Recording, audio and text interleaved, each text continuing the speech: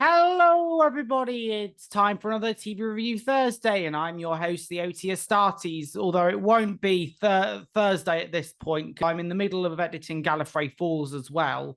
So at the moment, I'm currently doing how it's going to work is first, I'm doing the visual effects. So I'm doing the visual stuff first, then add in then add in all the text. So all the lines.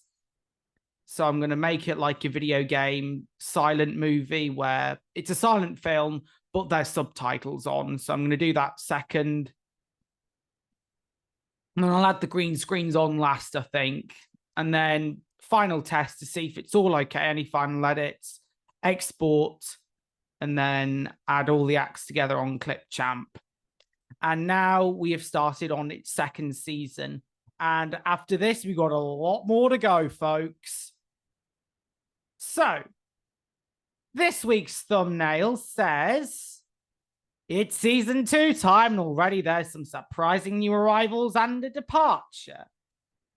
Now, who could that be, I wonder? So, we begin season 2 with Foundling Admission Day, where young mothers bring their babies to the Foundling Hospital, where the process is explained as the mother is brought to Matron Bottomley and the governors, and they will decide whether they can accept the baby or not. So the first baby is brought up to the panel due to being raised up on the streets, and Hetty mumbles about gossiping people, and yeah, she basically says everyone's standing there idly and talking and gossiping. Nurse Macclesfield goes and shuts her up, though. And it's also worth noticing that this scene was used in a Hacker Time sketch where they referenced Justin Bieber. He was spoofing a talent show trying to sing Justin Bieber. And they edited the bit of Matron Bottomley saying, "Your baby is accepted." Oh, spoiler for the next 5 seconds. And then Hacker celebrated. God, I miss Hacker Time. I don't think many people liked it, but I loved it. I loved Hacker Time. I like the older series to the newer ones. And I also remember, I know this was the episode with Matthew Ashford, who played Cranbourne, and the wonderful Isabel Clifton, who played the title role, Hetty. So the baby is accepted, as we've just established, and the mother says goodbye to it. So the baby is accepted, and the mother wants to say goodbye and tells Matron, look, she requires this, she requires that, and this time this is due. But she is dragged away she is dragged away, kicking and screaming, and she's singing as well. She sings a lullaby that she used to sing, or a song that used to make her happy, which I think makes the scene twice as devastating for the mother because she's saying goodbye to her baby, and she sings this one song that she remembers her by. Hetty stands up for her, and Matron yells at her and tells her to be quiet. So afterwards, Hetty goes and sees the mother, and she says goodbye to the baby. The mother reassures the baby that she'll come back, and Hetty promises to not let them change the name of the baby. Vince and Judd plot to steal money as Vince wants a football to play with. Matthias and co notice that they were pretending to be ill, and they send Ned to investigate. As the distraught mother runs away from the Foundling Hospital, she sees a woman come through the gate. So the baby's name is Hazel, and Sheila and co look at her, and Hetty tries to calm her down as she is crying. As Hazel is being renamed, Hetty asks Winchester not to do so, but protocols say otherwise. This prevents strangers from coming into the hospital and claiming the Foundling for themselves. Now, it's also worth pointing out in this scene, one of Sheila's friends, Elizabeth, asks Hetty whether the mother cried or not when she was separated. It's nice that Elizabeth is getting more dialogue It's also worth pointing out that in this scene, one of Sheila's friends, Elizabeth, asks whether the mother cried or not when she got separated from the baby. Well, this season, we get to see more of Sheila's friends. We get to see more from Monica and learn a bit more about her past. And in this and as well, we get to hear Elizabeth gets more dialogue as well. Back to Vince and Judd. So they decide to raid the girls' dormitories, and they find nothing but sweets and a doll. Ned's also hiding in there, and a noise is made, and they believe that it's Cranbourne. So Vince and Judd run away, and they lock the room behind them. Poor Ned is trapped in there all by himself. Meanwhile, the woman from earlier goes into the courtyard, and she is revealed to be the new kitchen maid, going by the name of Ida Battersea. Now, this is the same woman from Game of Thrones, and I'm very surprised that she took up cookery, especially after Ramsay Bolton's little gift. Remember that episode of Game of Thrones? I don't think there are many Game of Thrones fans who watch this, but anyone who watches Game of Thrones,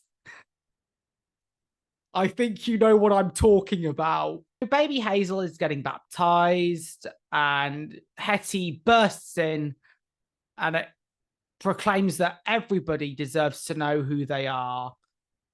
But then she's dragged off by Winterson, and she says that names are changed due to privacy reasons. And I explained some of these reasons earlier, because any random guy could go in claiming the child is theirs. During this conversation, Matron Bottomley shows up, and Hetty lies about going to see the baptism. Winterson covers for her as well, just to protect her, because, you know, she doesn't want to get chucked in the tench again. Back to Ned, back in the dormitory, and Ned lets himself out using his glasses as a lockpick, and he informs everyone of Vince and Judd's plan. Hetty then tells Polly about Baby Hazel's name change. They then go to the name book with Peggy and Jem's address in it, and they plan to send Hazel there. Now, in the boys' dinner hall, everyone sits down, and Matthias and co interrogate Vince and Judd about their plans. Matron finds out that her wages are getting increased by Colonel Brigwell. This makes her really happy and jump for joy, because if it's money and she's getting paid, Matron Bottomley's a happy woman. She got on well with Mr. Krabs. Later that night, Hetty goes out and initiates her plan. So beside each baby cot is the address of where they're being sent to their borrowed families, when they will later be sent back to their founding hospital when they are old enough to go to school. Hetty's plan is to send Hazel to Jem and Peg, so she writes their address and she attempts to put it beside her cot. She avoids the watchman, and she writes to Jem asking about her real mother as well while she's at it. But while she's doing this, she hides in a cupboard. So while Hetty is hiding from the watchman, she accidentally falls asleep, and she is found the next day by Nurse Winterston. She rushes back to the girls' dormitory, and she runs into Ida Battersea for the first time, as well as Matron Bottomley. Then a new character is introduced called Stan the Milkman. Stan the Milkman. Sounds like a Postman Pat knockoff show. Milkman Stan. He's the fastest man in the land. Just when day is dawning, he goes out to deliver his milk. He is a really useful man. Everybody knows his milk cart. Oh, I need a cat as well. No, we need a dog this time. What's this one going to be called? Joseph the dog, as a knockoff to Jess the cat. There's also a song in the 70s by a comedian called Benny Hill called Ernie the Fastest Milkman in the West. His name was Ernie. Ernie. and he drove the fastest milk cart in the West. His name was Stanley. Stanley! And he drove the fastest milk cart in wherever the founding hospital is set. So anywho, Nurse Macclesfield tells off Vince and Judd for not helping Stan. Milkman Stan. Milkman Stan. The milkman also flirts with Nurse Macclesfield as well, as it's portrayed as quite a flirtatious character throughout the show. So when Nurse Macclesfield is gone, Stan notices that Vince has something in his hand. Vince gives them everything that they found in the girls' dormitories for the trade. So they're going to trade. So Stan's got a football and he's going to trade it. Hetty notices what's going on and she stops it from happening. Hetty carries on with her plan to get baby Hazel to Gems. Matthias distracts Nurse Macclesfield while they go into the ward where the babies are. She puts Gem and Peg's address next to Hazel's cot. Hetty succeeds in her plan. Later that day, Hazel's sent away and Hetty is observed by Matron Bottomley. We end with a hopeful Hetty singing a song, reflecting baby Hazel now going into Gem and Peg's care, and Gem could find a bit more about her real biological mother. Episode 2 starts with Hetty telling Polly and Harriet a ghost story. Now, conveniently, there is a thunderstorm at this time. Hetty offers to tell them another story, but Sheila interjects, thinking that this is going to be yet another story from her and Gem's hideaway tree. But Hetty aggressively says that she'll tell them a scary story. And they accept the dare. Hetty tells Sheila and co. the story about... That's the volume. The Lost Foundling. Harriet and Polly pull a prank on them by touching their hair just as Hetty is describing the ghost that she's talking about. This causes the she-mob to scream and Nurse Macclesfield bursts in. She's not convinced with Sheila's excuses and she punishes them by giving her hard work instead of sewing class the next day.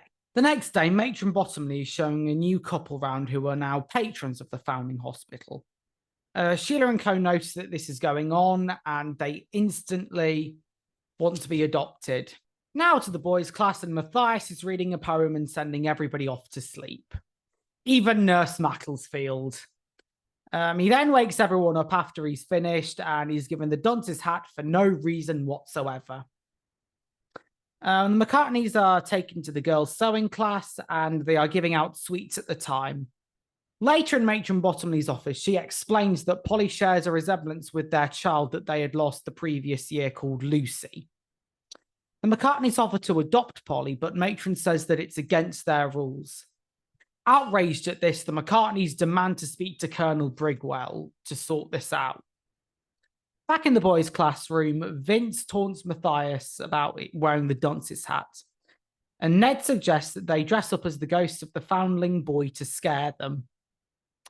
The McCartneys talk to Brigwell and they agree to adopt Polly. Sheila overhears half of what's going on and she thinks that she'll be adopted instead, which really excites her. And she really wants to be a rich girl's daughter. Hey, go to Downton while you're at it. What a show that was. I mean, come on. It's historically accurate. It's got a lovely theme song. And it portrays rich people in a different manner to the way that they've been stereotyped to be. Polly is summoned to Matron Bottomley's office and she apologizes to the McCartneys. But there is no need as she is informed about her adoption. Polly is overjoyed about her adoption and she immediately goes to tell Hetty. Polly is tempted to go, but Hetty warns against it. But she is told by Polly that she wants to be adopted and reflects that Hetty and Harriet have been her only friends ever since she was born.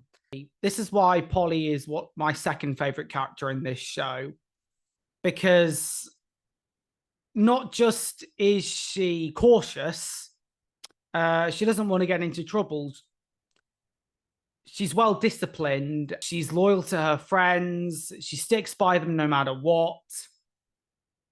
And if they're in trouble, she's always there to comfort them. So back to Matthias and Ned, and they sneak into the kitchen to steal some flour, as Ida is told about her predecessor. Apparently, she got the sack after she made a pie crust mistake. And I think that right now, Ida is getting Ramsay Bolton PTSD, with the hounds and what happened with Theron Greyjoy. Your name is Reek. During the maths class, while the other girls are doing their arithmetic, Nurse Macclesfield notices that Polly is doing nothing. She is with her thoughts, and she snaps at Macclesfield when she's asked what she's doing. Hetty tells Nurse Macclesfield that Polly is out of sorts at the moment, and she is excused and goes out for some fresh air. Sheila and Elizabeth go and follow Polly and Hetty just to stalk them. And meanwhile, Cook and Ida run into Polly and Hetty. They say that they want sugar for the McCartney's teas, and thus Ida is sent to help them. Polly and Hetty run into Matthias and Ned, who are also going to pull a prank.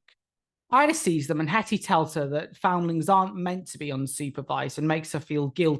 Sheila gives Matron this week's arithmetic, and she is all polite around the McCartneys just to put on a fake face because she's convinced that she's going to be taken away to be rich. Hetty puts tomato and flour over Polly's face to make her look ill and to get rid of the McCartneys. Sheila then puts on the nice girl act again and hints that she wants to be adopted. And Matthias bursts in at that moment, telling the McCartneys that Polly is ill. And Matron goes and sees what's going on. Matron sees her and she knows that she's faking it. Polly is brought to the McCartneys and they convince her to join them for a better life. After that, she goes and tells Hetty that she said yes to being adopted, and she promises to write to them every so often, as well as offering to help Hetty in her search for her real mother. As that night will be Polly's last night at the Foundling Hospital, they decide to pull a prank on Vince and Judd. As that night will be Polly's final night at the Foundling Hospital, they all decide to pull a prank. Matthias and co bring Vince and Judd to a part of the hospital that's quiet, and they mimic the signs as was said in the tale of the lost foundling boy. Polly dresses up as a foundling boy, and she scares them. Yeah, I love how Polly is the center of this prank where she's portraying as a ghostly figure and she instantly goes and scares Vince and Judd. The next day, Polly says goodbye to Hetty and she gives Matron her assigned foundling number. She then goes into the carriage and departs with the McCartneys to her new life. As she is leaving, Matron says that she lied about keeping the McCartney's address. She won't be able to contact Harriet ever again. But yet, we don't hear from her in the later seasons. We don't hear from her in the final 3 episodes.